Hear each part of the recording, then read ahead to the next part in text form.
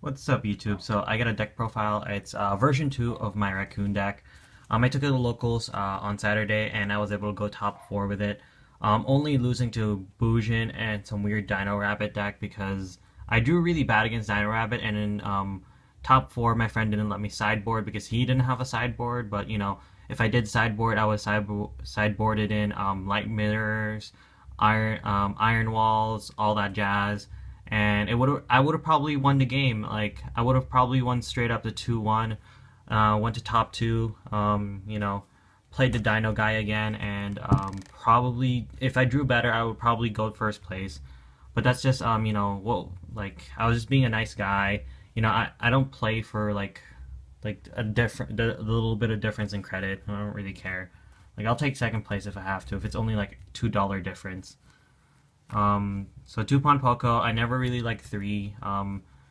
I wanted to play 3. I tested it for a little bit before a tournament, and I just like 2 a lot better. I just kept dead drawing this at times, and you always just want to Obedience School 1 because you run multiples of it. So yeah, triple Tantan. This card's amazing. Triple Mamanga. This card was MVP. This card gave me so much advantage because of the life point gain.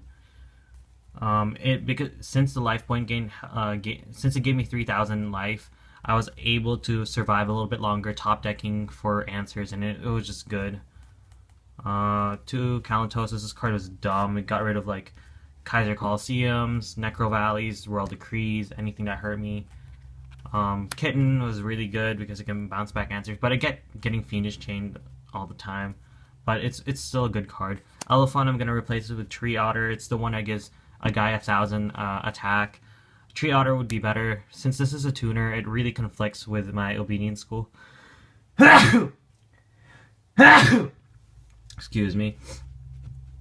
I think I'm getting sick. That sucks.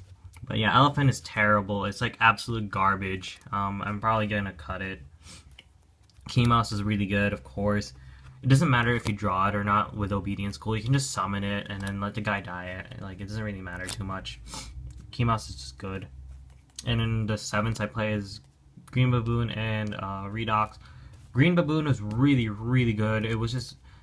It being 2600 was just such a good answer. It was able to get over Stardust.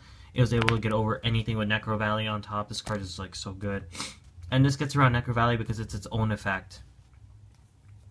Double Junk Synchron. I might bump this up to 3. I just gotta ask my friend if he has a 3rd Ultra Junk Synchron, and then I'll play 3.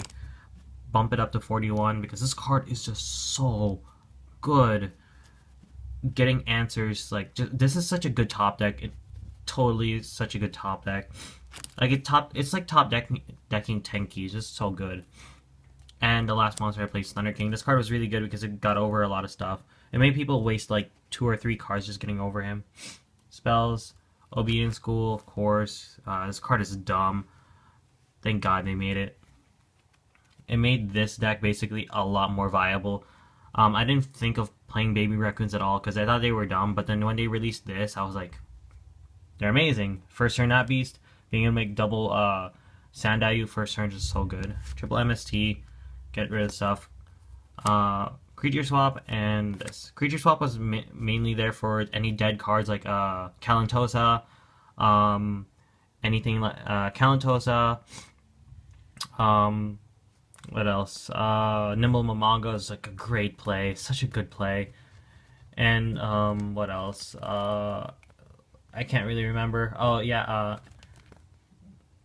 what was it? Dead Sandayus. Like if they got Fiendish Chain or anything, you can just creature swap it away. And that's it for spells. I don't play Upstart Goblins anymore. I don't think that the 1000 kind of hurt a bit, so I just cut it. Wabaku. I don't think the deck needs draw power. If you play draw power, you're gonna lose your biggest engine, which is Obedience School. Like I don't think you need to dig deeper into your deck. You just need Obedience School and maybe Pawn Poco. Wabaku's good. Divine Wrath is amazing, getting rid of your dead Kalentosas, as I said before. Dead Obedience Schools, those do happen.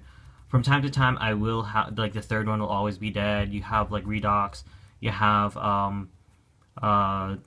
Green Baboon, you can always ditch all those. The coolest thing is that if you open up Junk Synchron in level 2 and a Divine Wrath, that's an instant like level 5 monster next turn. So because you just pitch level 2 and summon Junk Synchron, just too many nutty plays.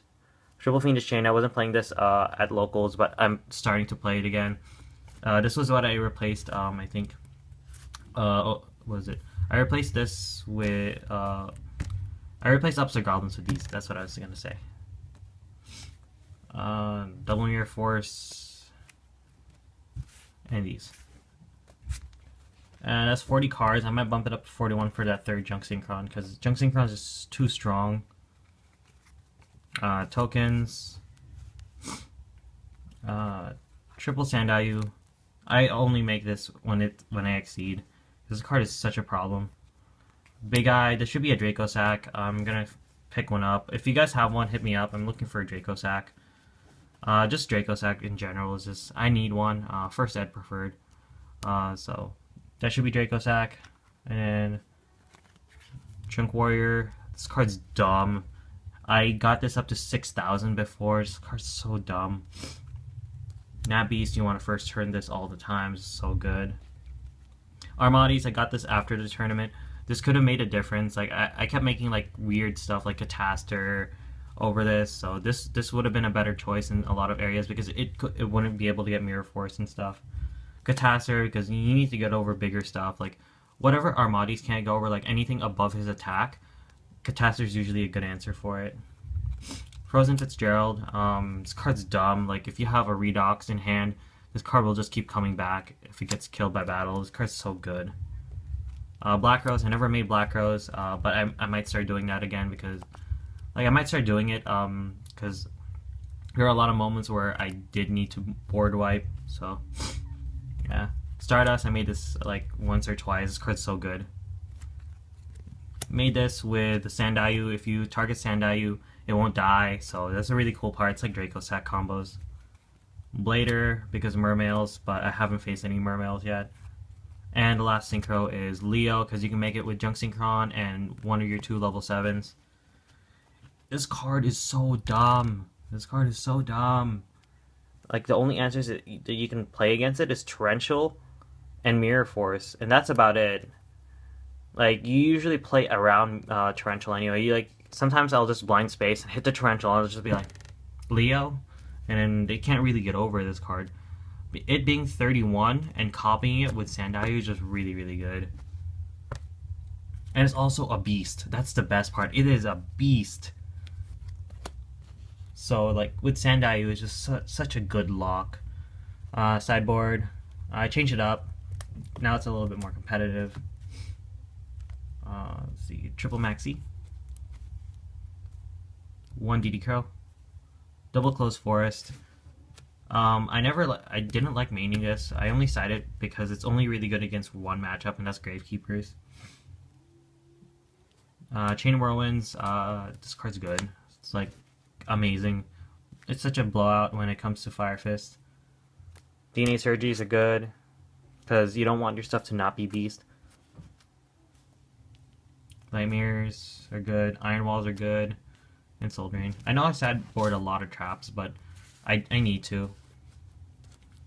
So yeah, that's about it, YouTube. Hopefully you guys liked it. I'll be taking this to locals on Monday and possibly Tuesday if I can get a car. So yeah, thanks YouTube. Peace out.